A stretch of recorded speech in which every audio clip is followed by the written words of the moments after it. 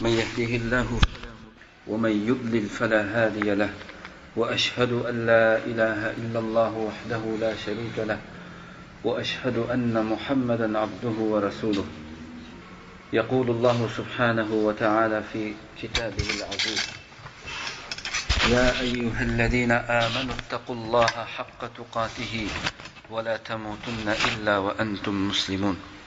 أما بعد، فإن أصدق الحديث كتاب الله، وخير الهدي هدي محمد صلى الله عليه وسلم، وشر الأمور محدثاتها، وكل محدثة بدعة، وكل بدعة ضلالة، وكل ضلالة في النار. أما بعد، السلام عليكم ورحمة الله تعالى وبركاته. الله سبحانه وتعالى حمد سنا وبيغمبر صلى الله عليه وسلم fakturut salamlarimizni yo'llagandan keyin har qadimqidek darsimizni yana shu o'xshash oyat bilan o'xshash hadis bilan boshladik. Oyatning mazmuni: iymon keltirgan kishilar Allohdan haqiqiy ravishda qo'rqinglar va musulmonlik holatinglarda, faqat musulmonlik holatinglarda o'ylanglar, jininglarni shuna topshiringlar dedi. O'tgan soatda buningki yani şariatini so'zlab o'tdik. Bu qatim meni qaytilmaymiz. Hadisda bo'lsa so'zlarning eng to'g'risi, eng rostchili Allohning kitobi, hidoyatning eng yaxshisi payg'ambarimiz Muhammad sallallohu alayhi va sallamning hidoyati, yo'li ko'rsatmasi. Ishlarning eng yomoni dinda yangidan maydonga kelgan narsalar, har bir yangidan maydonga kelgan narsa bid'at va har bir bid'at gumrohlikdir va har bir gumrohlikning o'rni joyi jahannamdir degan hadisning mazmuni.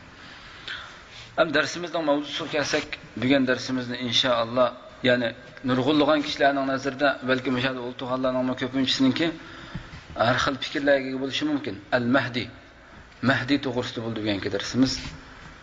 Man huval Mahdi? Mahdi kim? Qanday e'tiqod qilish kerak musulmon? Chunki Mahdi to'g'risida nurg'unlagan xato fikrlar jamiyatda yiqib yurayotgan nurg'un xato fikrlar va insonning aqidasiga ta'sir etgan. Qanday e'tiqod qilish kerak mu'min? Shu to'g'risida bo'ldi. Biz buni tövandagi 3 nimaga ayirib so'zlaymiz. Birinchisi Mahdi kim? Ikkinchisi Mahdini inkor qiluvchilarga raddiya. Uchinchisi ilm va amal va orzu o'tirisidagi haqiqat.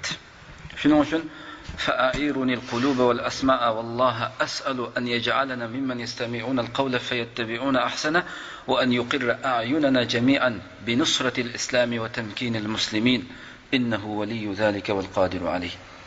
Shuning uchun qalbinglarni va qulqinglarni oliyatga berishinglarni umid qilaman. Alloh subhanahu va taoladan hammamizni to'g'ri so'zni anglab uningga ergashadiganlardan qilsin va ko'zlarimizni, yuraklarimizni İslamның g'alabasi bilan, islomning nusrati bilan musulmonlarning haqiqiy o'z izzatiga, kuchiga qaytirishni ko'rish bilan xushallantirsin. Shaksizki Alloh uningga qodirdir. Endi Mahdi kim degan savolga kelsak, buningga javob nihoyat qisqa qilib javob beramiz. Al-Mahdi alayhi salam rajulun minal muslimin min nasl Fatima binti sayyidina Rasulullah sallallohu alayhi vasallam. Mahdi alayhissalam u Rasululloh alayhissalamning qizi Fatima radhiyallohu anhaning naslidan bo'lgan musulmonlardan bir musulmon, payg'ambar emas yoki rasul bunday emas. Faqat bir musulmonlarning ichidagi bir musulmon, bir kishi. Min naslil Hasan ibn Ali ibn Fatima ismuhu Ali اسمه على اسم رسول الله واسم أبيه على اسم أبي رسول الله صلى الله عليه وسلم. و الحسن بن علي فاطمة نن أغلي علي نن أغلي يعني فاطمة نن أغلي علي نن أغلي حسن نن نسلدن بوكشي المهدي. ونن اسمه محمد عليه السلام نن اسمدن أخشاش يعني محمد. دادسنن اسمه عبد الله پیغمبر اسلام خبر bergandek. Yani ismi Resulullah'ın ismi bilen dadısının ismi Resulullah'ın dadısının ismiyle o'xshash. Bu kishi kelganda yamla'ul arda qistan va adlan ba'dama mali'atil ardu juran va zulman yansurullahu bihi ad-din va yansurullahu ala yadayhi al-muslimin Yunzilullahu azza ve celle fi ahdihil baraka fela tahbasu as-sema'u şey'en min qatriha ve la temna'ul ardu şey'en min samariha.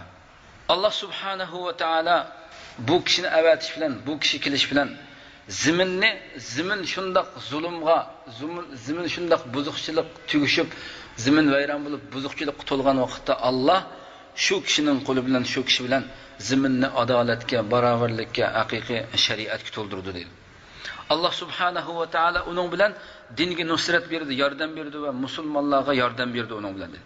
Allah uning zamonida shundoq barakatni eshib etdiki, osmon o'zining tamchisidan, osmon o'zining yog'diradigan narsani, hech bir narsani to'xtatib qisib olmaydi dedi, to'sib qo'ymaydi. Zimin butun mevalarning hammasini chiqarib berdi zimin. Shunchalik barakat beradi. Qala fi haqqihi Mahdi to'g'risida Al-Hafiz ibn Kasir shundoq deganki, fi zamanil Mahdi, Mahdining zamonida takunu simaru kaseera va az-zuru'u ghazira. Bu vaqtda uning zamonida mevalar nihoyat ko'p bo'ladi dedi. Ziroatlar nihoyat mo'l bo'ladi. Mol dunyo shunchalik ko'p bo'ladi. Sulton va Qohir, as-sulton bo'lsa nihoyat qahr qiluvchi nadilqi al-Qohir. Din qoim bo'ldi, din turg'izilgan bo'ladi. Al-adu rag'im, dushman past holatga tushdi. Val khayru fi ayyamihi daim. Yaxshilik uning kunlarida yaxshilik davomli holati bo'ldi deb shuni aytgan. Endi bu so'zlarni biz hargizmi, ya'ni bu g'ayib ish, g'ayib bir ish. Bu g'ayibni hargizmi ko'nglimizdan yoki yanchiqimizdan chiqarib olgan yoki xiyolimizga kelib olgan so'zni so'zlamaymiz bu so'zlarga. Bal wala min babil ahlamil wirdiyatil jahiliyya ولا نقول ذلك لما تعانيه الأمة من ضغط شديد من أعدائه. Shundaqli bu so'zni, shundaq go'zal tushlarni ko'rib, shirin tush ko'rib ham demaymiz bu so'zlarni. Yoki bo'lmasa, bugungi kundagi islom ummatining tortayotgan azoblari, ko'rayotgan qattiqchiliklari, har xil nimalarga uchrayotgan, vayronchiliklarga uchrayotgan bu ichinishli holatiga qarab, buningga ichinib, ularningki bu qalb yodisini biroz o'ngshab qo'yish uchun yoki ularga masalan biroz ruhini ko'tarib qo'yish uchun demaymiz bu so'zlarni hargizmi. Bundaq kunlarning keladiganligini. Balki buni فهذا أمر لا يجوز لأحد البتة أن يتكلم فيه إلا بدليل من كتاب الله أو بدليل من كلام الصادق رسول الله صلى الله عليه وسلم. Bu so'zni hech qanday bir kishi faqat Allah subhanahu va taolaning kitobining dalili bilan yoki Rasululloh sallallohu alayhi vasallamning dalili bilan, shuning so'zlari bilan deyalaydi bu so'zni. Hargizmi uning ko'nglini yasab qo'yib so'zlaydigan bu so'zlar emas bu. Shuning uchun fakhudu hadhihi al-qit'ata al-jalilata al-karima min kalami Rasulilloh sallallohu alayhi vasallam fi sha'n al-Mahdi alayhi salam. Rasulullohning so'zlaridan bo'lgan, ya'ni Mahdi alayhissalom to'g'risida Rasulullohning so'zlaridan tuvandagi bir qancha hadisni diqqatingizga sunamiz. Fa fil hadis alladhi rawahu Abu Dawud va Ibn Majah fi as-sunan bi sanadin sahih min hadis Ummi Salama radhiyallohu anha anna an-nabiy sallallohu alayhi va sallam qala. Abu Dawud, Ibn Majah o'zining sunanida sahih sanad bilan Ummi Salama radhiyallohu anhadan rivoyat qilgan hadisda shunday dediki, payg'ambar alayhisalom shunday dedi: Al-Mahdi min itrati min bayti Fatima degan Rasululloh. Al-Mahdi mening oilamdan degan, Fatimaning uyidan, mening naslimdan, mening oilamdan degan Rasululloh. Aw min waladi Fatima fa huwa Muhammad ibn Abdullah al-Alawi al-Fatimi al-Hasani. Ya'ni u Fatimaning bolalarining naslidan Muhammad ibn Abdullah, biz yuqorida deb o'tgandek, ismi Muhammad, dadasining ismi Abdullah bo'ladi. وفي الحديث الذي رواه أحمد في مسنده وابن ماجه في سننه بسند صحيح من حديث علي رضي الله عنه أن النبي صلى الله عليه وسلم قال: المهدي منا أهل البيت يصلحه الله في ليلة، أي يعده الله ويهيئه للخلافة الراشدة لقيامة الأمة المسلمة في زمن الفتن والملاحم. أسأل الله أن يعجل بهذه الخلافة الراشدة. Yana bir hadis deganki, al-Mahdi bizdan degan Rasululloh. Bizdan, ahli baytdan.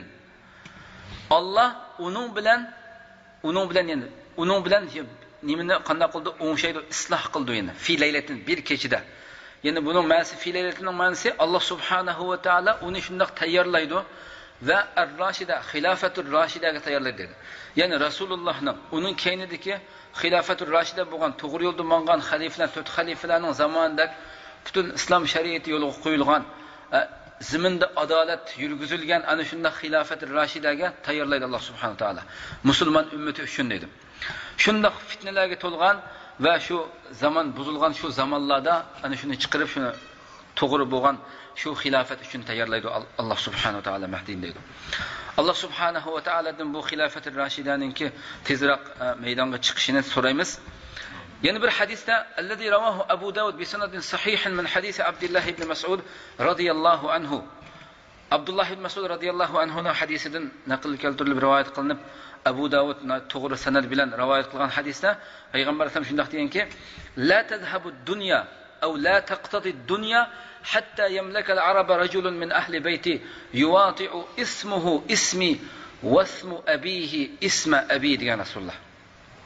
Dunyo ketmaydi. Ya'ni dunyo tugab qiyomat qoyim bo'lmaydi degan gap.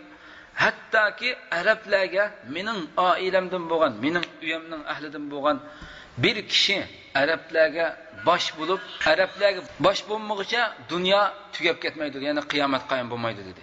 Uning ismi mening ismim bilan barobar o'xshash, dadasining ismi mening dadamning ismi bilan o'xshash dedi. Ismi Muhammad, dadasining ismi Abdullah. وفي الحديث الذي رواه أبو داود والطبراني وابن حبان والبزار والحاكم بلا رواية قن سند صحيح بغان حديثة من حديث أبي سعيد الخدري رضي الله عنه بو حديثة أبي سعيد الخدري رضي الله عنه أن الحبيب النبي صلى الله عليه وسلم پیغمبر عليه السلام لتملأن الأرض جورا وظلما فإذا ملئت جورا وظلما يبعث الله رجلا مني اسمه اسمي واسم أبيه اسم أبي فيملأ الأرض قسطا وعدلا كما ملئت جورا وظلما فلا تمنع السماء شيئا من قطرها ولا الأرض شيئا من نباتها فيمكث 7 أو 8 فإن أكثر ف9 فيمكث فيكم 7 أو 8. زمننا البته نهاية الظلم قبل كده زمننا پیغمبر اسلام bu hadisda. Agarda shu zamin butunlay zulmga, ya'ni shu buzuqchilik shu narsaga qoplab ketgan vaqtda Alloh subhanahu va taolo bir odamni mendan bo'lgan, mening naslimdan bo'lgan bir odamni avatadi deydi. Uning ismi mening ismim bilan o'xshash, dadasining ismi dadamning ismi bilan o'xshash. U zaminni adolatga to'ldirdi deydi. Xuddi zamin shu buzuqchilikqa, shu zulmga o'tilib ketgandek adolatga to'ldirdi zaminni. Osmon o'zining yomg'iridan hech bir narsani to'xtatib qo'ymaydi. Shundoq barakatli ko'kidi. Zamin ham o'zining o'simliklaridan hech bir mevalardan hech bir narsani kamitib qo'ymay, shundoq ya'ni mo'lchilik bo'lib ketdi. Bu 7 turdi, ya'ni bu 7 ya'ni 7 yoki 8, agar ko'p bo'lsa 9 dedi. Buning qancha ekanligini 7 oymi, 70 oymi, 7 yilmi, 70 yilmi Alloh subhanahu va taolo o'zi bildi buning ilmini. Ko'p bo'lsa 9 dedi. Ya'ni son badbedi.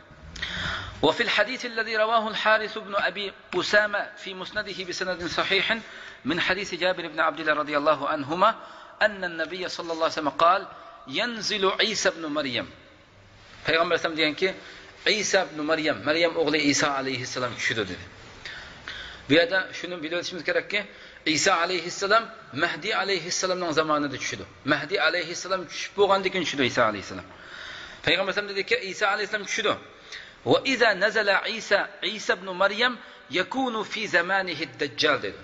Eğer de İsa aleyhisselam düşse onun zamanı Deccal buludu dedi. فَالَّذِي يَقْتُلُ الدَّجَّالَ عِيسَى وَمَعَهُ الْمَهْدِي. Deccal'ını öldürdüğün kişi İsa, onun bilen birge Mehdi dedi. Mehdi birge İsa aleyhisselam öldürdü dedi. فَفِي زَمَنِ عِيسَى يَكُونُ الْمَهْدِي وَفِي زَمَنِ الْمَهْدِي يَكُونُ عِيسَى. Yani İsa aleyhisselamın zamanında Mehdi buludu. Mehdi'nin zamanında İsa aleyhisselam buludu. وَفِي زَمَنِ عِيسَى يَكُونُ الدَّجَّالِ. İsa'nın zamanında aleyhisselamın zamanında Deccal buludu. İsa aleyhisselamın zamanında Ya'cuc ve Ma'cuc İsa aleyhisselamın zamanında çıkdı.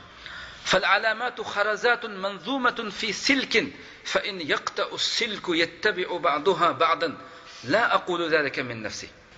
Kıyametin çoğun alametleri xuddi nimaga o'xshaysa xarazatun manzumatun fi silik. Bir yipqa qata chizilgan tasvirga o'xshash narsa bu deydi. Bu qiyomatning cho'ng alomatlari xuddi nimaning ishiga yip chizilgan tasvirga o'xshash narsa. Agarda bu tasvirning yipi uzilib ketsa, uzilgan vaqtda orqa-orqadan to'roqlab tushgandek qiyomatning alomatlari bu deydi Rasululloh. Ya'ni bir islom oshkor bo'lgan hamon uning orqasidan orqa-orqadan tushdi dedi. Orqa-orqadan oshkor bo'ldi dedi qiyomatning alomatlari. La aqul zalika. Endi bu yerda sheyx deydi ki buni hargiz men o'z ko'nglimdan deganim yo'q dedi. Bal huwa kalamus sadiqul ladzi la yantiqu anil hawa in huwa illa vahyun yuha.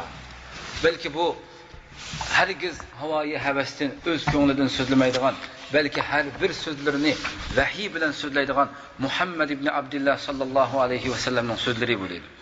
Payg'ambar alayhissalom shu so'zlarda shunday deganki, al-alamat, yana bir rivoyatda al-amarat, qiyomatning alomatlari kharazatun manzumatun fi silkin fa in yaqta'u silku yattabi'u ba'daha ba'dan degan payg'ambar alayhisalom. Alomatlar, qiyomatning alomatlari bu yerda nimalar muhaddislar al-alamat bu yerdagi cho'ng alomatni ko'rsatadi. Chunki kichik alomatlar nurg'unlagan jamiyatimizda ham nurg'unlagan alomatlarni ko'ryapmiz. Al-amarat yani alomatlar fi silkin yani yipqa tizilgan, qata tizib qo'yilgan bir nima, tasvirning nimalari majandek. Majanga o'xshaydigan bir narsa bu. Agar bu yip uzilib ketsa, orqadan tushgandek buni orqadan maydon keladi. Demak, iza waqa'at alamatun min al-alamatil kubra, cho'ng alomatdan bir alomat maydonga kelsa, tabi'atha baqiyatul alamati fi muddatin la ya'lamuha illa robbul ardi was samawati. Yani bir alamet aşkara bo'lgandiki, uning keyindagi alomatlarning hammasi buning o'ttirsidagi vaqtini Allah subhanahu va taoladan boshqa hech kim bilmaydi. Ammo uning oqisidagi butun alomatlar orqa-orqadan maydonga keldi. Uning vaqtini hech kim bekitamaydi. Farji ila hadis al-Haris ibn Abi Usama fi musnadihi bi sanadin sahih min hadis Jabir radiyallahu anhu anna an-nabiy sallallahu alayhi va sallam qala payg'ambar deganki, yanzilu Isa ibn Maryam fayaqulu amiruhumul Mahdi. İsa alayhissalom tushganda musulmonlarning amiri Mahdi shunday dedi. Hakada yaqulu amiruhum Mahdi. Ta'ala salli bina, ta'ala salli bina. Yani shu vaqtdagi musulmonlarning amiri Mahdi shunday dediki, İsa alayhissalom tushganda, "Kagin bizga namoz o'qib bergin" dedi. Yani İsa alayhissalom dediki, bizga namoz imom bo'lib namoz o'qib bergin degandan keyin yaqulu İsa lil Mahdi. İsa alayhissalom Mahdi alayhissalomga dediki, "La inna ba'dakum amiru ba'din takrimatullohi li ummati Muhammad sallallohu alayhi vasallam." Yo'q deb unmaydi dedi. Sizlarning ba'zonlarning amiri, yani bu Muhammad alayhissalomning ummati uchun Allohning ikromidir bu deb Rasul İsa alayhissalom unmaydi dedi. Yana Buxoriy va Muslimda rivoyat qilingan hadisda Abi Hurayra radhiyallohu anhu rivoyat qilib shunday dediki, anna nabiyya sallallohu alayhi vasallam shunday deganki, payg'ambar alayhisalom, "Kayfa antum iza nazala fikum Isa ibn Maryam va imamukum minkum" degan Rasululloh. Yani İsa alayhissalom sizlarning ichinglarga tushsa, sizlarning imominglar sizlardan bo'lgan imominglar bo'lsa, sizlar shu vaqt qana qilsa deb bu yerda savol tariqasida buni qo'ygan edi. Bal fi lafzi Muslim min hadis, yani Jabir ibn Abdullahning hadisida Muslim rivoyat qilgan hadisda anna as-sadiq al-masduq alladhi la yantiqu anil hawa sallallohu alayhi va sallam qala la tazalu ta'ifatun min ummati yuqatiluna ala al-haqqi zahirina ila yawm al-qiyamah. Payg'ambar sallam bu hadisda deganki Muslimda, mening ummatimdan bir toifa davomli holatda haq ustida turadi bo'ladi. Yani ular qiyomat qoyim bo'lguncha haq ustida oshkora holatda davomli turadi bo'ladi. Thumma qal, andikin bu so'zni deb bo'lgandan keyin dediki, "Va yanzilu Isa ibn Maryam ala nabiyina alayhi salatu vassalam." Va Isa alayhissalom tushdi dedi. Uningga Isa alayhissalomga payg'ambarimizga durud salomlar bo'lsin. Fa yaqulu amiruhum ay li Isa. Shuning bilan Isa alayhissalom tushgandan keyin ularning amiri, musulmonlarning amiri Isa alayhissalomga deydiki, "Ta'ala salli lana." Bizga namoz o'qib bergin deganda, yaqulu Isa, "La inna ba'dakum ala ba'din umara takrimatullohi li hadhihi al-umma." Yuqoridagi hadisning mazmuniga o'xshab ketdilar. Yo'q deb unumay bu yerda, ya'ni bu ummat uchun Allohning ikromidir. Sizlarning o'zinglarning ichidan imominglar, o'zinglarning ichidan imomlar bor deb unumaydi dedi. Demak, bu kalamus sadiqul ladzi la yantiqu anil hawa. Yuqorida so'zlaganlarimizning hammasi havoyi havasdan so'zlamaydigan Muhammad ibn Abdullah sallallahu alayhi va sallamning so'zlari. ولا بد من الجمع بين هذه الأدلة بهذا التأصيل الذي أقدم الآن حتى لا يضرب أحد. Shuning uchun bu yerda yuqoridagi tilga ilingan hadislarni xato tushunilmasligi uchun bu yerda texnik to'xtalishimiz kerak. فهذا أمر غيبي لا ينبغي لأحد أن يتكلم فيه من عند نفسه. Chunki bu g'aybiy bir ish dedi. Yuqorida tilganlarning hammasi g'aybiy bir ish. Hech bir kishi bu haqda o'z yenidan yoki o'z kallasidan yoki bo'lmasa o'zining aqliga kelgan narsani so'zlashga haqqi yo'q bu so'z haqida. U cho'qim yoki Alloh dedi deyish kerak yoki Rasululloh dedi deyish kerak. Qala ta'ala, payg'ambar Alloh subhanahu va taolo dediki, "Va ma ataakumur rasulu fakhuzuhu "Ve ma nahakum anhu fantahu wattaqullaha innallaha shadidul iqab." Sizlarga payg'ambar elchi sizlarga olib kelgan narsani fakhuduhu uni elinglar dedi, uni tutinglar dedi. Sizlarni uningdan cheklagan narsalarga yeninglar buningdan dedi. Allohdan qo'rqinglar, shaksizki Alloh nihoyat qattiq azoblovchidir dedi. لكن من المعلوم للجميع أن كثيرا من الدجاجلة والكذابين قد خرج وادعى كل واحد من هؤلاء أنه المهدي. لكن تاريخ قرسق nurg'unlagan yolg'onchilar, nurg'unlagan dajjallar chiqib o'zini Mahdi deb e'lon qilganlar bor. Tarix qarasak. Lam yatrukna Rasululloh. Ajba'amdi bu biz musulmonlar Mahdining kim ekanligini ayriyamaydiganlar shunda g'uva holati faqat payg'ambar sollallohu shu hadislarni so'zlab bilan o'tib ketganmi? Ya'ni chunki tarixda nurg'unlagan shu yolg'onchilar ahlinlar chiqib bir emas qanchiliganlari chiqib o'zini Mahdi deb e'lon qilgan tarix qarasak. Yani Rasulullah bizni ayriyamaydigan dedi tashlab qo'ydimi dedi. Yo'q, balki Rasulullah bayyana lana sadiq alamatan wadihatan akidatan in zaharat fil ardi alimna anna ar-rajul alladhi aada wa laja'a ila baytillahi al-haram huwa al-mahdi as-sadiq al-haqiqi alayhi salam. Lekin payg'ambar alayhisalom balki bizni tashlab qo'ymay, nihoyat ro'shan uchiq oshkorat ta'kidlangan alomatlarni tilga olgan dedi, bayon qilib bergan Rasululloh. Ya'ni agarda shu oshkor bo'lsa, biz uningki shu aman bilalaydigan alomatlarni, ya'ni Baytullohil Haromga, shu yerga Baytullohga, ya'ni Ka'baga berib, shu yerda Ka'bada shu ular uningga qarish chiquvchilardan qishib shu Ka'baga berib, Ka'bani o'ziga nimish qilganligi himoya qilib, Ka'baga qishib berib oldigan kishi ham shu vaqtda shu hadislar yuz beradi. Shu alomatlar shu yuz bergan vaqtda uning haqiqiy rostchil, haqiqiy rost Mahdi ekanligini biz bilib olamiz dedi. Biz bilamiz dedi. Bu alomatlar qaysi? Payg'ambar alayhisolamning so'ziga quloq solgan dedi.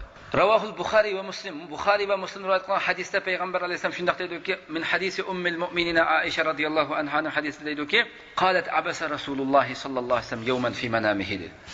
Aisha onamiz dediki, Rasululloh bir kuni uyqusida u yoq bu yoqqa harakat qildi dedi. Odat uxlagan vaqtda qilmaydigan g'ayri harakatlarni qildi, u yoq bu yoqqa harakat qildi, uxlab o'tib turib. Aisha onamiz buni ko'rib dediki, "Ra'aytuka sana'ata shay'an bima takun taf'alu." Men seni ba'zi bir ishlarni qilganligini, harakatlarni qilganligini ko'rdim. Nima ish qilganding deb shunday so'radi.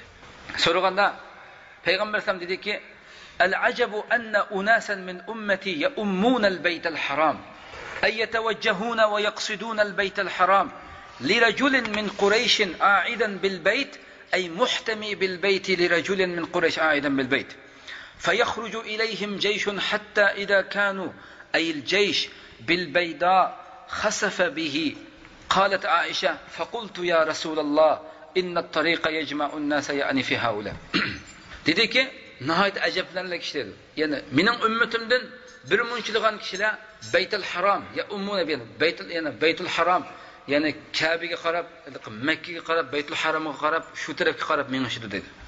Şu tarafga qarab, yüzünü şu tarafga meng. Yani Qurayshdan bo'lgan bir kishi uchun dedi. Yani Mekke'ni o'ziga panoh, Mekke'ga panohlanib olgan, Kabe'ga panohlanib olgan bir kishi uchun nurg'unlagan shu askarlarni boshlab shu tarafga qarab manganligini ko'rdim dedi. Hamda bu yani bu kişiden birge yani onun ergeç kişiler yani az, nait az sandaki hiçbir gücü yok, sanımı az, müdafiye gücüm az bu kişiler hemdir. Mekke'ye panahlık için Mekke'ye kirvaldiken bula. Yani bunun kuşunda çoğun bir armiye askerler çıkan diken bulan yoktumu da çıkan diken ula Beyda diken ya kergen vakitte yani bu çoğun bir sahra Allah Subhanahu ve Teala ulan tutuyla zamanı çöktürüyordu dedi. Ayşe annemiz dedi ki zamanı çöktürüyordu diken Ya Resulallah, inna tariq yecma'un nas. Bu ko'chilgan yo'l deganni nurg'unlagan kishilar to'plashadigan joy. Ya'ni bunda da Mahdi bilan urush qilamiz deb chiqqanlar va bu yo'lning ichida. Yo'q bo'lmasa bu nima sho'g'an deb yugurib ishimni uqmay chiqqan kishilar va bu yo'lda. Ya'ni yo'lovchilar va safar qilgan musofirlar va yahlakuna buning hammasi vayron kitobda qandoq bo'lib bu hammasi limada yakhsifullohu bihi tariq dedi. Nima uchun Alloh bu butun ular olgan yo'lning hammasini Alloh cho'ktirib zamonga degan ekan. Peygamber sallam dedi ki, şundak ularning ichida yani yo'lovchilar va ularning ichida nima sho'g'an deb chiqqanlar bor. Lekin bularning hammasi yahlakuna mahlaka vahid. Hammasi xuddi bir odam halok bo'lganda hammasi halok bo'ldi dedi. Hammasi qo'shilib. Va yasturuna masadira shatta yab'asuhumullohu ala niyyatihim. Lekin Alloh ularni hammasini halok qildi. Lekin Alloh qana qildi ularni o'zlarining niyati qanday bo'lgan bo'lsa, shu holatda qo'yib qildi, shu holatda hashr qildirdi dedi. Yani xilma-xil holatda qo'pidi dedi. Yana bir hadisda Muslim rivoyat qilgan hadisda min hadisi Ummul Mu'minin Hafsa radhiyallohu anha rivoyat qildi bu hadisni. Yuqoridagi Aisha radhiyallohu anha payg'ambar ham shunday deganki: "Sayaudu bi hadal bayti qaumun min ummati laysat lahum idda wala adad wala man'a mustad'afuna laysat lahum udad." Bu uy bilan dedi. Mening ummatimdan bir qavm dedi. Ularning sonimi yo'q, ularningki tayyorligimi yo'q, sonimi yo'q va mudofaa kuchim yo'q bo'lgan, ojiz bo'lgan mening ummatimdan bir to'p kishilar, bir to'p qavmlar bu uy bilan panohlandi dedi, Baytullohil Haromni. Shunda ojiz dedi. Ularga yani cho'ng bir armiya askarlar ularga yani ularning orqasidan shunda ular bilan urush qilish uchun keladi. Ular hattoki shu zamin shu Makka yaqinlab Baydo degan kelgan vaqtda Alloh ularni cho'ktirdi zaminga dedi. Bu fi sahih Muslimning lafzida yana bir lafzida "Va la yabqa minhum illa ash-sharid allazi yukhbiru anhum." Bu kelgan armiyaning ichidan, ularni yo'qtimdar kelgan askarlarning ichidan, ya'ni ash-sharid degan gap bir ishga odamlar, bir ishga odamlar qilib qoldi. Alloh hammasini halok qilib, bu bir ishga odamni qoldirishidagi o'zining ko'rgan shu vayron bo'lishlarini boshqalarga so'zlab berish uchun bir ishga odamni qoldirib qo'yib qolgandan hammasini vayron qilib cho'ktirdi dedi. degan hadislar rivoyat qilingan. Demak, hadihi al-alamatu in zahara al-mahdi fi baytillahil haram. Demak, bu alomatlar agar Mahdi Baytullohil Haromda oshkora bo'lib, uningga musulmonlardan bir majmua, bir to'p kishilar bay'at qilsa, la adad ularning soni nihoyat oz, tayyorligim yo'q, qurolimi yo'q, ojiz bo'lgan shu kishilar Mahdiga bay'at qildi dedi. Shu vaqtda Mahdi uchun nihoyat uni o'ltirish uchun, uni yo'q qilish uchun nurg'unlagan armiya chiqadi. Allah subhanahu va taolo Mahdini qanday qilsa, o'zining qadari bo'lgan, taqdiri qilgan, g'aybiy bo'lgan nimasi bilan butun armiyani shu yerda zaminga cho'ktirib o'tib, Alloh Mahdiga yordam qildi dedi. Bu armiyadan hech bir ishga odamdan boshqa hech kim nima qildi? Saqqamaydi dedi. Demak, bu alomat oshkora bo'lganda musulmonlar jami'an ala dahril ardi anna ar-rajul al-a'ida bil bayti huwa al-mahdi al-islam. Bu alomat oshkora bo'lganda zamin yuzidagi har bir musulmon Baytullohga panohlanib olgan kishining Mahdi alayhissalom ekanligini bildi dedi bu alomat oshkora bo'lganda. Shuning bilan vayantashirul khabaru bi sur'atin muzhilatin fil ardi kulliha. Bu xabar butun zamin yuziga shundoq tez suratda tarqalib ketdi dedi. Zaminning hamma yeriga. فلا يبقى مسلم قادر يستطيع أن يرحل من بلده أيا كان إلى البيت الحرام إلا وسافر حتى يرزقه الله الشهادة أو يرزق الله الأمة النصر. Şunun bilan bu zamin yuzidagi butun hammaga tarilib ketgandan keyin buning xabari shu qadar tez suratda bu zamin yuzidagi hech bir musulmon o'zining yurtidan safar qilishga, Baytullohil Haromga safar qilishga qodir bo'laoladiganligi har qanday musulmon o'zining yurtida qolmay hammasi darhol Baytullohil Haromga qarab safar qildi dedi. Hammasi shu yerga to'plashib, hattoki shu Mahdining orqasiga kirib, Mahdining armiyasi bo'lib, yoki shahodatlikni Alloh uningga rizq qilib, shahidlikni rizq qilib bergicha, yoki bo'lmasa Alloh shu Mahdining armiyasi bilan butun zamin musulmonlar eng cho'ng g'alabani qo'lga olgicha shuning armiyasi bo'lish uchun hammasi safar qildi dedi. Nas'alulloha an yarzuqal ummatan nasra va an yaktuba lana ash-shahadata innahu waliyyu zalika wal qadiru alayh. Alloh subhanahu va taoladan bu ummatga yordam ato qilishini so'raymiz va bizga shahidlikni ato qilishini, shahidlikni yezishini so'raymiz. Shaksizki Alloh uningga qodirdir. Bu vaqtda musulmonlar bu yerga to'planib, hammasi Mahdining orqasiga safar qilib to'planganda butun dunyo Mahdini yo'qotish uchun urush ochdi dedi. Lakinnalloha jalla jalaluhu yansurul mahdiyya bi qudratihi va amrihi subhanahu fi jami'i ma'arikihi allati sayakhuduha. Lekin Alloh subhanahu butun dunyo buning qarshi urush ochdi. Lekin Alloh o'zining qudrati va buyrug'i bilan u Mahdi boshlamchilik yapmangan butun urushlarning hammasida Alloh Mahdiga yordam berdi. Istami va tadabbur hadihi al-bashair an-nabawiyya. Qarindoshlar, bu Rasulullohning bu xush xabariga quloq solaylik va tafakkur qilaylik bu so'zda. Muslim rivoyat qilgan hadisda Nafi' ibn Utba, Muslimda kelgan hadis shunday deydi-ki, anna an-nabiy sallallohu alayhi va sallam shunday degan payg'ambar sollallohu alayhi vasallam, tag'zuna jaziratal arab fayaftahuha Allah. Sizlar jaziratul arabni g'azat qilasizlar dedi. Alloh uni ochdi dedi. Alloh uni fath qildi dedi. Bu yerda mulohaza qilishimiz kerakki, bu yerda ochdigan, fath qiladigan kishi kim? Alloh ochdi dedi. Alloh fath qildi dedi bu yerda hadisda. Muslim rivoyat qilgan hadis Nafi' ibn Utbaning hadisi. Yana dediki, tag'zuna jaziratul arab fayaftahuha Allah. Summa tag'zuna Faris fayaftahuha Allah. Andikin Farisga g'azat qilasizlar. Allah onu açdı dedi, fethi kıldı dedi. Andikin summa taghzuna Rum, andikin Rumni fethi kılıslar, Rumga gazat kılıslar, onu Allah fethi kıldı dedi. Allah açdı. Yani her birisi de fethi kılgıçınınki, açgıçınınki Allah ekanligini deyapti. Allahumma ajil bi fethika ya Rabbi. Allah bu fethini tezroq qilib bergin ya Rabbi. Summa ta'andiki payg'ambar sallallohu alayhi vasallam deydi ki, summa taghzuna Ruma fayaftahuha Allah, summa taghzuna ad-dajjal fayaftahuhu Allah. Andikin Dajjalga gazat kılıslar, Allah onu fethi kıldı, yani Allah onu açdı dedi.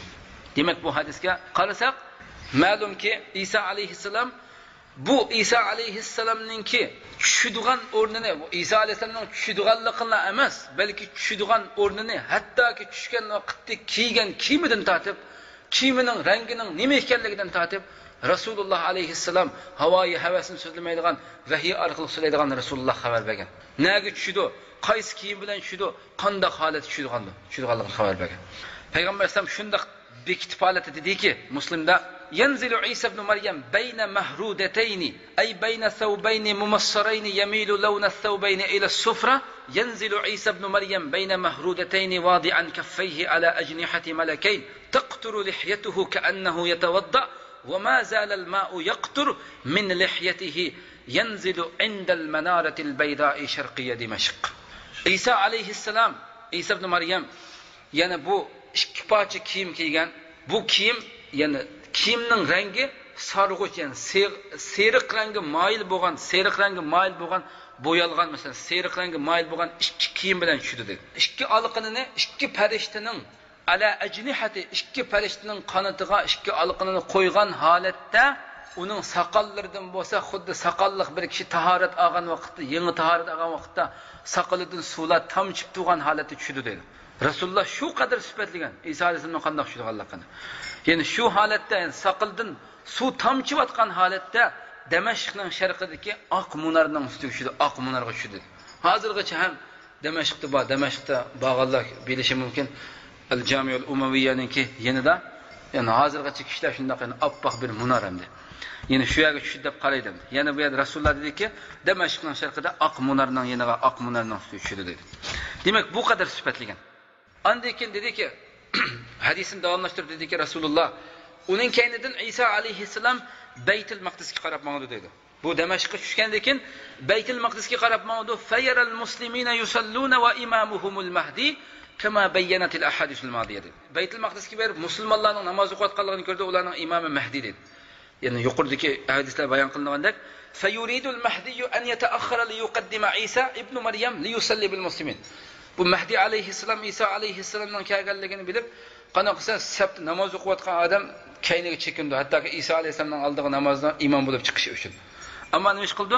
Li annahu nabiy, yani uning payg'ambar bo'lganligi uchun İsa aleyhisselam oldiga chiqsin deb keyniga chekinganda, fayalfudu İsa aleyhisselam va yadfa'u al-Mahdi bayna katifay. İsa aleyhisselam rad qilib Mahdi aleyhisselamni qanaqa qildi? Mo'risidan o'ttirdi, ishtirdi. Sen namozingni o'qiyver deb. Va ya'muru an yusalli bil muslimin. ويكون إمامكم منكم تكريمة الله لأمة. يقول ديجندك يعني أني مسلمان الله نماز أخشق بيريد عيسى عليه السلام سلام إمام الله سلام شو هذا مدود الله محمد عليه السلام أمتي أتاق الله إكرام ده. عيسى عليه السلام مهدي عليه السلام كاين تطرب مسلمان الله بلن برسبت نماز قيد ده. إمام إن اقتداء قلب مهدي عليه السلام على شريعة الحبيب النبي صلى الله عليه وسلم. يعني عيسى عليه السلام محمد عليه السلام شريعة بيش نماز قيد بيده. Yani bir ilişki etmesligimiz gerek ki, yani Peygamber aleyhisselam nurgulluğun hadislerde la nebiyye ba'di. Yani menden kim peygamber kelmeydi degan. Bu yerda İsa aleyhisselam peygamber, bu qanday bo'lib qoldi deb tushunib qolmasdan savol kelishi mumkin. İsa aleyhisselam herkes bir shariat bilan bir da'vatchi bo'lib kelmaydi, balki Muhammad aleyhisselamning shariatini yengilg'uchi bo'lib, shu shariat bilan hukm qilg'uchi bo'lib tushdi İsa aleyhisselam. Herkes boshqa bir shariat bilan kelmaydi. Yani bu ikki herkes bir-biriga zid kelmaydi demakchi. فَعِيسَى يَنْزِلُ لِيَقْتُلَ الْخِنْزِرِ. İsa aleyhisselam tunguzlarni öldürüş üçün, saliblarni, yani bütün kiristlarni chiqib tashlash uchun, parchaqlab tashlash uchun va jizyani farz qilib jizyani yo'lga qo'yish uchun va insonlarning hammasini zimindagi Alloh subhanahu va taolaning tavhidiga chaqirish uchun Muhammad alayhisolamning dinini yengilg'ich bo'lib keldi dedi. فَهَذِهِ أَوَّلُ كَلِمَاتِهِ فِي الْمَهْدِ قَالَ. Mana bu İsa aleyhisselamning so'ziga qarab boqaydi. İsa alayhissalom büşüktiki vaqtida onasi Maryam alayhissalom İsa alayhissalomni tug'ib olib kelgan vaqtda Yahudilar shu vaqt nurg'un fitnalarni chiqarib so'zlarni to'kibdi. Bu qissa Qur'oni Karimda tilga ilindi. Maryam alayhissalomning gap qilmasligi degandek, yine balığı işaret kıldı. İşaret kıldı. Birinci bu söyleyen söze, büyüklük söyleyen söze İsa Aleyhisselam'ın "Kâle inni Abdullah, âtâniyel kitâbe ve cealeni nebiyya ve cealeni mübâreken eynemâ kuntu ve evsâni bis salâti ve zekâti mâ dumtu hayya ve berren bi valideti ve lem yec'alni cebbâren şakiyya vesselamu aleyye yevme vulidtu ve yevme amutu ve yevme ub'asu hayya. ذلك عيسى بن مريم قول الحق الذي فيه يمترون ما كان لله أن يتخذ من ولد سبحانه إذا قضى أمرا فإنما يقول له كن فيكون وإن الله ربي وربكم فاعبدوه هذا صراط مستقيم. Bu İsa Aleyhisselam'ın büyüklükte tuncu söyleyen sözleri. Dedi ki İsa Aleyhisselam, ben Allah'ın bendesimen dedi. Allah bana kitabını verdi ve beni peygamber kıldı. Ve meni nadi bolsam, aynama kuntu, qayerda bolsam, meni muborak qildi dedi İsa Aleyhisselam. Ve bana hayatlı bolsam, namoz o'qishga, zakat berishga buyurdi namoz.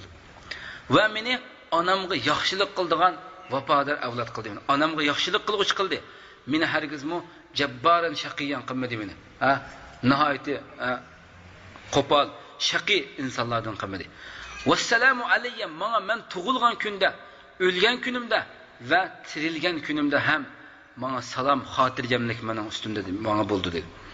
Zalike ani şu İsa ibn Maryam, yani ular, yani ahli kitap, Yahudi Nasaralar o to'g'risida allazi fihi yamtarun, yani ishkilinib yurgan, ixtiloflashib yurgan, qavlal haq bo'lgan, haq subhanahu va taolaning so'zi bo'lgan İsa alayhissalom mana bu. Mana bundaq e'tiqod qilinglar ey mu'minlar dedi Alloh subhanahu va taolo. Herkes mu ahli kitobda yoki Yahudilarda bu Yusufun Najjarninki, yog'ochchi Najjarninki bolasi bu. Maryam degan zina qilgan buni Maryamlar degandek bu Yahudilardek bundaq ishplaslik bilan emas. Yoki bo'lmasa Nasaralardek Allohning o'g'li yoki iloh yoki uchning uchinchisi degandek bundaq e'tiqod qilmoqlar. İsa alayhissalom bu dedi Alloh subhanahu va taolo. Ma kana lillahi an yattakhida min waladin subhana. Allah subhanahu wa ta'ala paktur, yani bala elishtin. Onun balası buluştun paktur Allah subhanahu wa ta'ala. Eğer Allah bir işini hüküm kılsa, onun fakat vücuduk keldiydi de, o vücuduk keldi. İnna Allaha, İsa Aleyhisselam dedi ki, Allah şeksiz ki Allah mening ve sizlerinin perverdigarınlardır. Onunla ibadet kılınlar. Bu doğru yoldur diyen. Bana bu tuncu sözleri İsa Aleyhisselam'ınki. Demek yanzilu İsa ve yantaqilu ma'al mahdiyyi li qitali deccal. İsa Aleyhisselam tushib Mahdi Aleyhisselam bilan birga Dajjal bilan urush uchun safarga otlanib bordi dedi. Fa iza ra'at Dajjal, agarda Dajjal İsa Aleyhisselamni ko'rsa, İsa ibn Maryamni ko'rsa, xuddi tuz suvning ichida erib ketganda erib ketdi dedi Dajjal. Yani şu İsa Aleyhisselamni ko'rib bo'lg'u uchun nurg'ulg'an askitlarni qildi, bu nurg'ulg'an qissalarda rivoyat qilindi hammasi hadislarda. Yani onu ko'rgan hamon shunda erib ketdi. Shundan İsa Aleyhisselam Dajjalni o'ldirdi. Wa fi tariqi audatihi yukhbiruhu Allahu jalla va ala. Dajjalni öldürüp İsa Aleyhisselam qaytish yo'lida Allah subhanahu va taala uningga İsa Aleyhisselamga Ya'juj va Ma'jujning zamonga chiqqanligini xabar qildi dedi. Fa yaqul lahu deydi-ki, inni akhrajtu ibadan li la yadani li ahadin bi qitalihim. İsa Aleyhisselam shunday xabar berdi ekanki, mening bandalarimdan bo'lgan bir bandalarni chiqardim zamonga dedi. Yani la qudrata li ahadin ala qitalihim. Sizlarning hech biringlar ular bilan urushga qodirtinglar yo'q dedi. Ya'juj Ma'jujni chiqardim dedi. Fahaddir ibadi ila tur, bandalarimni tur tig'iga agahlandırgan tur tig'iga chiqsin deb shunday dedi. Degandeken fayalja'u nabiyullohi Isa vel mu'minuna ma'ahu ila turi fi Sayna. Saynadagi tur tig'iga hammasi İsa Aleyhisselam ve onun bilan bo'lgan butun mu'minlar shu vaqtda Saynadagi turga hammasi shu yerga panohlanib chiqdi dedi. Ve yakhruju Ya'juj ve Ma'juj, Ya'juj Ma'juj chiqib فلا يجدون أحدا من أهل الأرض يعترض سبيلهم ularning aldı ufchurgan zimin ahlidan hech qandaq birini qo'ymay hammasini o'ldirib qo'ygan dedi.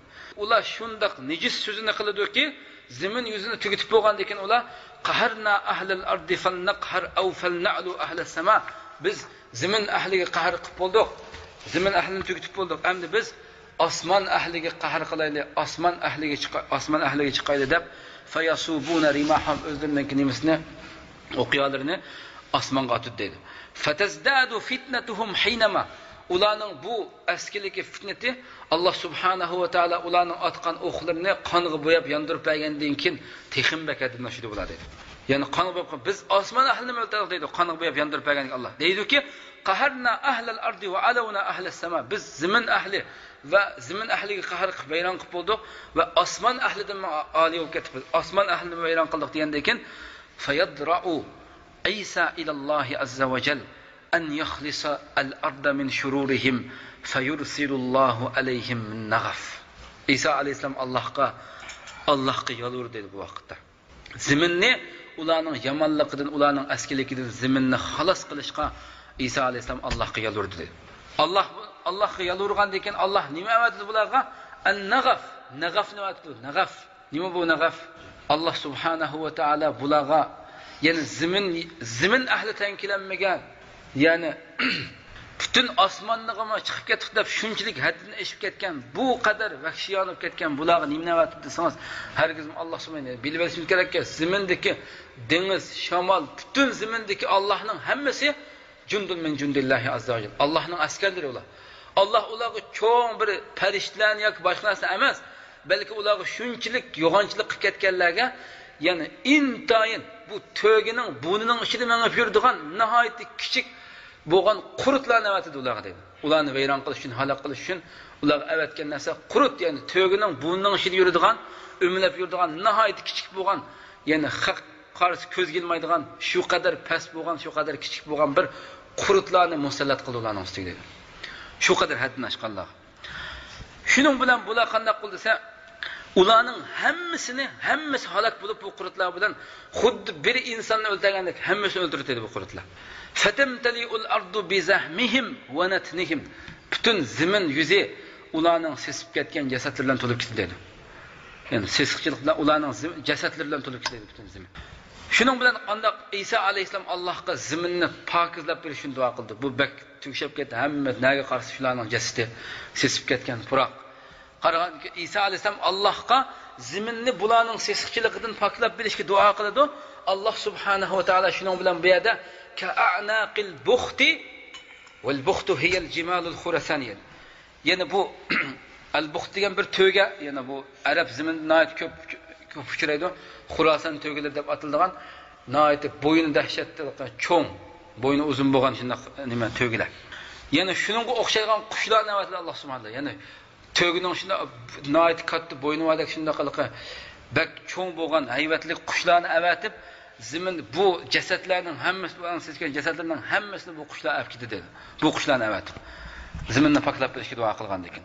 Ondan keyin Alloh subhanahu va taolo xohlagan taqdir qilgan olib ketdi bu qushlar ularning jasadlarini.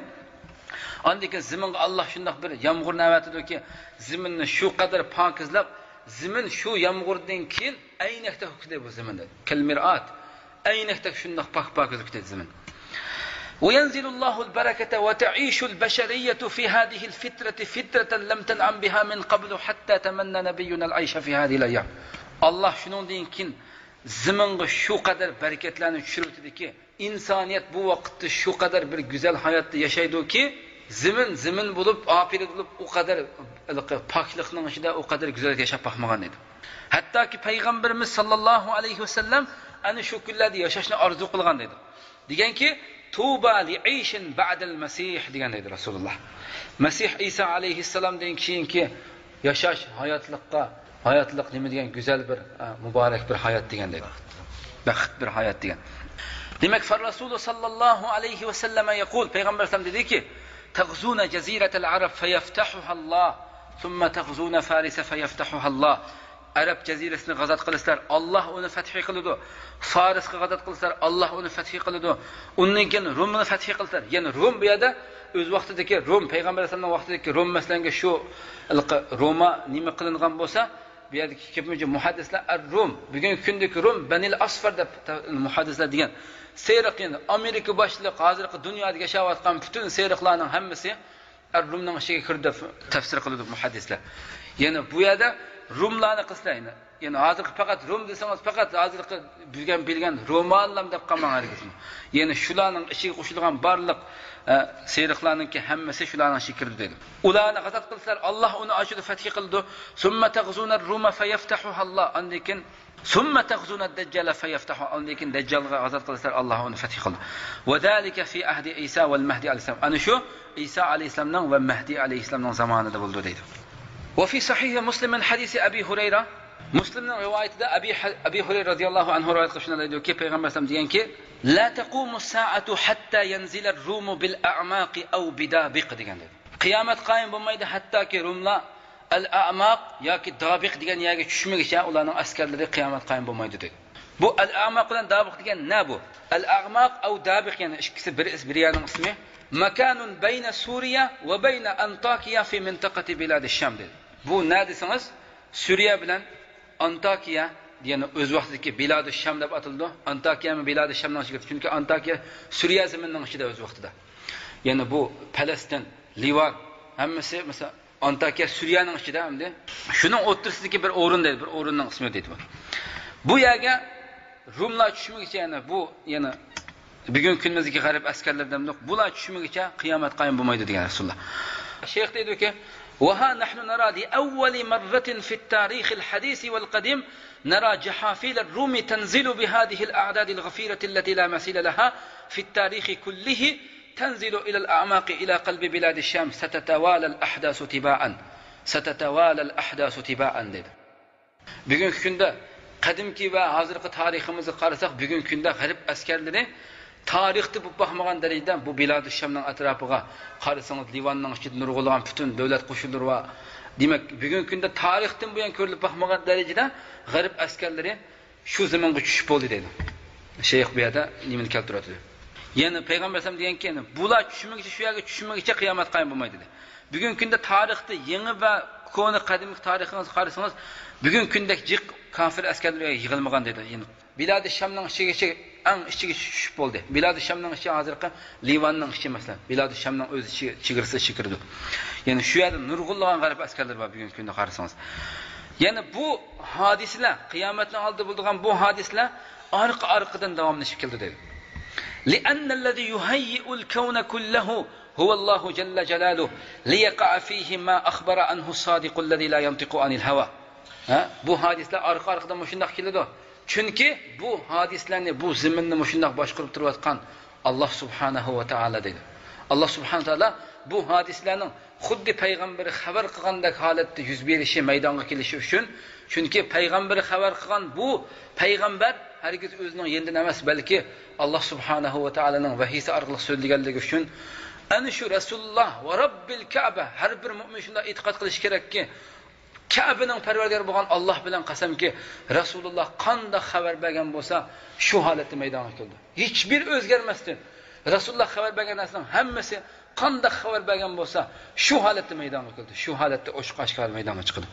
Chunki wan najmi idha hawa ma dalla sahibukum wa ma ghawa wa ma yantiqu anil hawa in huwa illa wahyuha. Demak, bu yerga qiyomat qoyim bo'lmaydi dedi. Hadisning oxir dediki, payg'ambar alayhisalom فيخرج إليهم جيش من أهل المدينة من خير أهل الأرض يومئذ dedi. O vaqtda Madina armiyasidan, Madina ahlidan bir turkum armiya askarlar ularga chiqdi dedi. Shu vaqtdagi zimin ahlidagi, zimin ahlining ichidagi eng yaxshi kishilar dedi. Yoki bo'lmasa ikki rivoyat bor ekan, yana birisi hum khayru ahli al-ardi yawma'idh degan hadis, yana birisi min khayri ahli al-ardi degan hadis. Rivoyat. Ya'ni ular shu kunda zimin ahlining eng yaxshisi degan dedi. Shunda armiyalar askarlar chiqdi. Fa iza tasaffu lil qitali qala ar-rumu lil muslimin. Ular hammasi urush uchun hammasi saf tuzishib, ikki armiya saf tuzishib bo'lganda Rumlar musulmonlarga deydi dedi.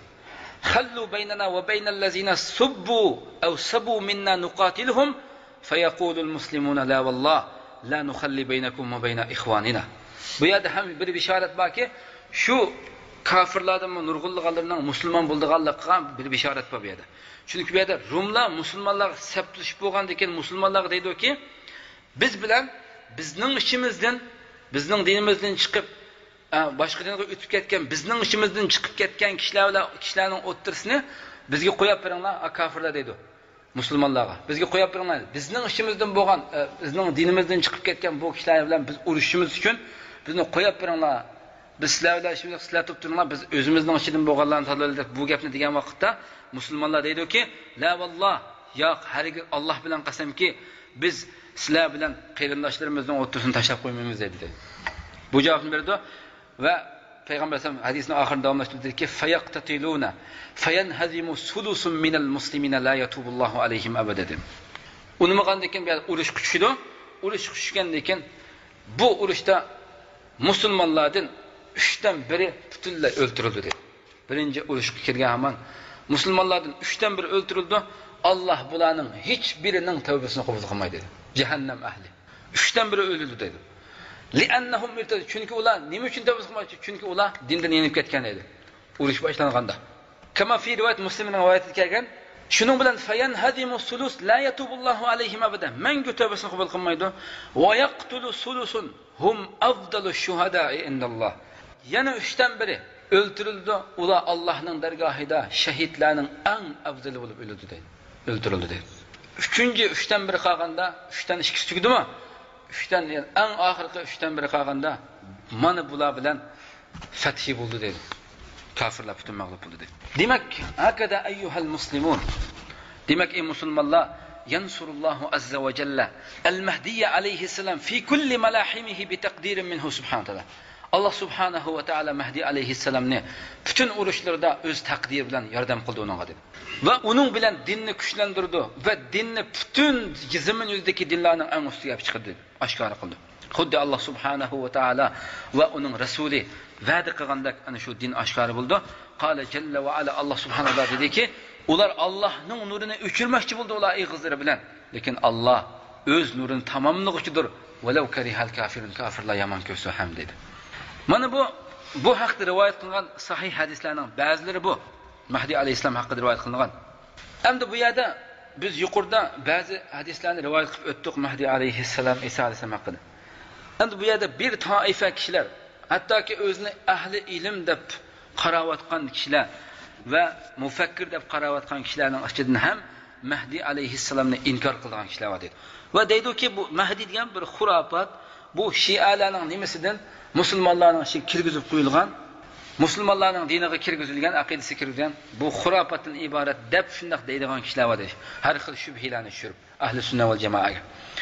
Hamda biz bu yerda ikkinchi nimamizda bu muxolifatchilik qiluvchilarga raddiya qaytaramiz. Birinchisi, ya'ni qarindoshlar lam yasbut fi sha'nil mahdi. Ular deydiki, bu butunlay xiloflik qiluvchilar, bu xurofat deydiganlar, bu yo'q deydiganlar deydiki, Mahdi to'g'risida, Mahdi alayhisalom to'g'risida bir sahih hadis rivoyat qilmagan, sabit bo'lmagan deb shunda deydi. Va ana la adri kayfa yajru'u wahidun ala an yad'i misla hadhihi ad-da'wa duna an yuraji'a divanan wahidan min dawawin ahli sunnah. Shayx deydiki, bu yerda men hayron qolman dedi. Bu qandoqsiga bir o'zini ahli ilm deyotgan kishilar, ham shu mufakkir deyotgan kishilar qandoq qilib musulmonlarning ahli sunna va jamoaning mu'tamad bo'lgan kitoblarning ichiga bir kitoblarga, bir dimonlarga qaytmasdan, uni bir isbotlab boqmasdan turib, bu haqda bu qadar yana jur'at bilan qandoqmi bunda davoni ko'tirib chiqishini men bilolmay qoldim dedi shayx. Men bunga hayronman dedi. Laqad qala Shawkani rahimahulloh shunday deganki, laqad waqafna ala al-ahadisi fi sha'n al-Mahdi. Mahdi alayhissalom to'g'risida haqida 50 bordigan hadisning ustida turdik dedi Shawkani. Uning ichidan sahihlari bor, hasanlari bor, ojizlari bor. Demak, bu yerda 50 ga yaqin hadis bor. Fa kayfa yadda'i? Mushunda holatda turib, qandoqmi birisi qopib, ya'ni o'zini ilmga da'vo qilayotgan kishilardan birisi qopib, Mahdi to'g'risida bir sahih hadis rivoyat qilinmagan degan bu gapni ko'tarib chiqishga qandoqmi jur'at qila oladi dedi. Qandoqmi jur'at qildi dedi. Ularning ba'zilari deydiki, agarda hadislar kelgan bo'lsa-mu, bu hadislar sahih emas, mutawatir emas, balki ahad hadislar dedi. Ya'ni ahad degan mutawatirni shunday ko'p jamoat rivoyat qilingan hadislar, ya'ni bir to'pdan bir to'pqa rivoyat qilingan. Al-ahad ya'ni birdan 3gacha ya'ni rivoyat qilingan hadislarni ahad deyildi, ko'pincha bir. Demak, bu ahad hadislar aqida ishida ahad hadislar elinmaydi deb bunday davoni ko'tarib chiqdi. Bu bir yangidan maydonga kelgan dinda ahli sunna va jamoat salafning ichida hiçbir asas bulmagan bir bid'at bir söz bu dedi. Hiçbir asas yok bu sözün dedi. Hiçbir salaf ulemalarımızın içinde hiçbirisi ihtilaf kılmagan mesele bu dedi. Feminel ma'lum ennel mutavatira ve huve ma cema'a an cem'in yastahilu tavaduhum. Yani mutavatir diyen yani top yukarı degendek top bo'lgan yani hergiz yalgan aralashib qilish mumkin bo'lmaydigan darajada rivoyat qilinganlarni mutavatir deymiz. Sanadning 5-dan oxirigacha mutavatir keladi. Ular deyshdiki, Mahdining hadislari mutavatir emas dedi. Uning kendidan dediki, buni ilishqi bo'lmaydi deb shuna deyildi. Fala yanbaghi an na'khudha biha wa hadi bid'atun marduda wa qawlun mardud. Demak, ularning bu so'zini hiçbir salaflarimiz itiraf qilmaydigan so'z bu dedi. Salaflarimizning hiçbiri demagan so'z dedi. Agarda li anna law sabata lil muslimi hadisun wahidun sahihun an as-sadiq alladhi yanqul. Agar chunki bir musulmon, rastchil bir musulmon payg'ambar alayhisolamdan olgan sahih bo'lgan bir hadis sabit bo'lganligi rivoyat qilinsa, ummatga nima vojib bo'ldi? Vajaba alayhi an yu'mina bi hadal hadis. Uning g'oyisining xabaring bir odamsan debla uninkini inkor qilgan ish bo'lmaydi. Chuqur buningga agishish kerak, agishish vojib bo'ldi dedi. Va uningga amal qilishi va shuni o'rganishi va qat'iy ishonishi kerak uningga dedi. Bir odam masalan payg'ambar alayhissalomdan to'g'ri bo'lgan, sahih bo'lgan bir hadisni rivoyat qilgan bo'lsa, sabit bo'lgan bo'lsa, bir odam rivoyat qilgan bo'lsa, uningga ishonish kerak dedi. Ammo lekin Mahdining hadislari yuqorida so'zlaganimizdek mutavatir darajasiga yetib ketgan, 50 ga yaqin bo'lgan dedi. Bu qat'iy ilmni ifodalaydi bu dedi. Ya'ni qat'iy ishonch ekanligini ifodalaydi. Uning kendidan Alloh subhanahu va taolo dediki, ya ayyuhallazina amanu in ja'akum fasiqun binaba'in fatabayyanu degan. Agar ey mu'minlar, agar sizlarga bir fosiq bir xabar olib kelsa, uni nima ish qilib beqinglar dedi. Fatabayyanu, uni aniqlab beqinglar, uning rasmiyagami uni aniqlanglar dedi. Osh. Bu yerdagi oyat dalil qildiki, shuningga dalolat qildiki, anna xabaral vahid g'ayral fasiq, agarda fosiq bo'lmasa, fosiq ekanmagan, solih bir kishining xabari bo'lgan bo'lsa, uninkini isbotlab beqish, aniqlab beqish vojib bo'lmaydi deganni tushuntirdi dedi. Va illa agar undaq bo'lmagan bo'lsa, Alloh subhanahu va taolo ya ayyuhallazina in ja'akum xabarun fatabayyanu aw naba'un fatabayyanu degan bo'ladi dedi. Agarda rostchil kishining xabarimi aniqlanadigan ish qilgan bo'lsa, bu vaqtda ey mu'minlar agar sizlarga bir xabar kelgan bo'lsa, uni aniqlanglar deb bu yerda mutlaq holat aytgan bo'ladi. Fosiq bilan muhaddin fosiq bilan bu yerda fosiqni uchiq keltirmaydi bu yerda dedi. Demak, bu oyat dalil qiladi-ki, fosiq bo'lmagan bir kishining xabarimi, mu'minlarning ichida bir kishining xabarimi ishonchlik bo'lish sharti bilan, ya'ni ishonchlik bo'lish shart bilan e'tiborga ilindi bu dedi islom dinida dedi. Uni masalan uni tekshirib beqish, aniqlab beqish ketmaydi dedi. Xabaru ahad, hargizmi bir musulmon bir xabarni olib kelib kelsa, ishonchlik, haqiqiy rostli bir musulmon olib kelsa, sizning xabaring bir kishining xabari deb deyilmaydi uningga dedi. Buni hech bir sahobadan anglamadik dedi. Hech bir sahobaning hayotida bir sahobiy Rasululloh to'g'risida bir boshqa sahobiyalarga bir so'zni yetkazib kelsa, hech bir sahobiy voy sendan keyin biz buni isbotlab boqaylik, buni aqtirib tekshirib boqaylik buni. Sen degan chunki bir odam olib kelding bu xabarni deb sahobalarning ichida bunday so'z yuz berib boqqan emas edi. Ya, ya'ni hammamizga ma'lumki, qibla o'zgartirilgan vaqtda bir to'p musulmonlar namoz o'qiyotgan vaqtda bir sahobiy kelib Payg'ambar sollallohu alayhi vasallam qiblani Baytullohil Haromga yo'tkiganligini, o'zgarganligini xabar qilgan vaqtda, degan vaqtda butun musulmonlar o to'xtab turaylik, biz namozni o'qib andan surishtirib boqmandan qilaylik degan emas. Darhallam namozning ishidlan urilgan dedi. Bir sahobining xabari bu dedi. Yana ham aroqning harom qilinganligi xabar kelgan vaqtda bir sahobiy e'lon qildi. Qilgan vaqtda hech bir sahobiy bu vaqtda biz tekshirib boqaylik. Endi sizning xabaring bir sahobining xabari bu, bir odamning xabari, biz buni tekshirib boqishimiz kerak degan emas. Balki darhallam shu hamallam qanday qilgan to'kib hamma narsani. Demak, ikkinchi shubhasi nima desa, Mahdining hadislari sahih kelmagan, ikki sahih hadisda kelmagan, Buxoriy va Muslimda kelmagan deb bu so'zni da'vat qildi. Bu shubhani keltirdi. Ma'lumki, ilm ahliga qo'yib turaylik, bir o'quvchiga ham ma'lumki, sahih hadis hargiz faqat Muslim bilan Buxoriy bilan tilg'ilanda degan gap yo'q dedi. Boshqa hadislarda, boshqa hadis kitoblarida ham nurg'ulgan sahih hadislar bor. Ya'ni ikkisi e'tirof qilinib, boshqasi e'tirof qilmaydigan yo'q, boshqasiga sahih hadislar. Demak, bu ma'lum dedi. Bu ne? Chunki boshqa hadislarda minglagan sahih hadislarni o'chirtisiz dedi. Uchinchi shubhasi nima bo'lsa, ular dediki, buning nurg'ulgan Isroillarningki rivoyatlari qo'shilib ketgan Mahdining hadislariga degan bu so'zni degan. Bu so'z haq dedi. Isroillarning nimasi qo'shilib ketgan. Lekin Alloh subhanahu va taolo bu hadisni qo'g'dash, bu hadisni tadqiq qilish, bu hadisning ichidagi sahih bilan, sahih bilan nimasi doifni, ojiz bilan batilni hammasini ayirib chiqadigan bundaq ulamolarni, bundaq rabbani ulamolarni, muhaddislarni Alloh bu ummatdan hargiz kam qilib qo'ygan emas. Ularni tekshirmaylar, bundaq hammasini gom-gom edaveradigan ish qilib qo'ygan emas Alloh subhanahu va taolo. Buningga Alloh bu hadisni qo'g'dashga Alloh subhanahu va taolo o'ziningki dinini qo'g'dashga va'da qilgan Alloh subhanahu va taolo. Inna nahnu nazzalna zikra va inna lahu lahafizun. Biz bu zikrni, bu Qur'on karimni biz nozil qildik va biz uni qo'g'daymiz degan bu dinni qo'g'dash, bu dinning qo'g'dilishi chuqur Muhammad alayhissalomning hadislarining qo'g'dilishini taqozo qildi. Chunki bu din Muhammad alayhissalomning hadisiz hargiz to'g'ri tushunilmaydi. Hadis bo'lmaydigan bu dinni mumkin emas Qur'on bilan tushunishingiz. Demak, Alloh qo'g'dayman deb va'da qilgan ekan, Rasulullohning hadisigimi uning haqqini beradigan, ayiradigan, to'g'rini xatoni ayiradigan bundaq ulamolarni kam qilib qo'ygan emas. Bu chuqum Allohning va'dasi bo'lganligi uchun uni ayirib chiqqan ulamolar kam emas, ayrilgan uning hammasi dedi. 4-shubhalar nima desa? Dediki, ular bir hadisni da'vo qildiki, la mahdiya illa Isa degan hadisni da'vo qildi. Isodan boshqa mahdi yo'q. Bu hadis Ibn Majah rivoyat qilgan, ojiz sanad bilan rivoyat qilgan, balki Zahabi deganki, bu hadis munkar hadis degan. Buni da'vo qilib shunday shubhalarni keltirdi. Demak, qarindoshlar, la yanbaghi ala al-itlaq an tu'assira hadhihi shubhat fi aqidati al-muslimin. Ya'ni bu shubhalar musulmonlarning aqidasiga ta'sir yetkazib bo'lmaydi bu shubhalar. Bundaq jamiyatda yiqib turayotgan ba'zi bu shubhalar aqidangizga hargiz ta'sir qilmasligi kerak dedi. Fa kullu ma sabata an Rasulillah sallallohu alayhi vasallam bi sharti an yakuna sahihan wajaba ala al-ummati an ta'khudha bihi wa an tu'mina bihi. Payg'ambar alayhissalomdan sabit bo'lgan barliq narsalar, barliq hadislar, barliq so'zlar, barliq xabarlar uning sahih bo'lish sharti bilan har bir musulmonga uningga amal qilishi va shuni elishi va shunday iymon etishi vojib har bir mu'minga.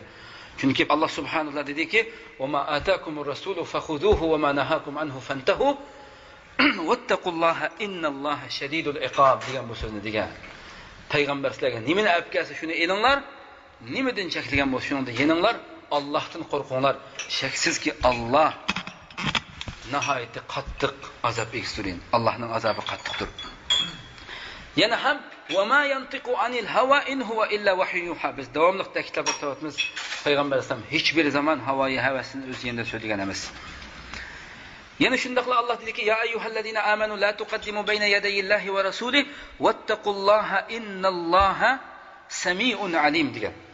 Iymon etgan kishilar, sizlar Alloh va uning rasulining oldiga o'tib olmanglar degan. Ya'ni ishinglarni Alloh va Allohning rasulining buyruqi bo'yicha ko'rsatmas chiqinglar. Uning oldiga o'tib olib, o'zinglarning aqlingizlikninglar bo'yicha so'zlamanglar dedi. Allohdan qo'rqinglar, cheksizki Alloh hammani anglovchidir, hammani bilgichidir. Lekin bu yerda bir masala, acaba biz yuqoridagi Rasulullohningki bergan xush bishoratlarini bilish bilan buningga yo'llanatlam, g'ururlik qilib, hiçbir amal qilmasdan, hiçbir ishqi tirikchilik ko'rsatmasdan biz Mahdini saqlaydigan kishi, zodi Alloh shuni avatidi ekan, deb shuni saqlab, Mahdini saqlaydigan kishi deb turishimiz bizga loyiqmi, acaba bir musulmonga loyiqmi bu dedi. Shaksizki bu intayin chekidin oshgan bir botil bir so'z bu dedi. Hech bir aqlli olim emas, bir aqli va bir inson hargiz bu so'zni qilmaydi dedi. Ya'ni biz yo'lni olaylar, Mahdi keldi ekan, din shuninglar yordam topadi ekan deb yo'lni oldigan, shuning bilan hurullik qilib hech bir amal qilmaydigan ish bo'lmaydi dedi. Va hada ma nata'arrafu alayhi fil unsur al-akhir. Biz bu tuvandagi ishni oxirgi mavzumizda buning bilan tanishib o'tamiz. Ya'ni eng oxirda ilm, amal va orzu o'ttirisidagi haqiqat to'g'risida tanishib o'tamiz dedi. Oxirida inshaalloh kelarki soatda darsimizda yana darsni oldida boshlaymiz. Va oxiru da'wana alhamdulillahi robbil alamin va sallallohu ala sayyidina Muhammadin va ala alihi va ashabihi ajma'in.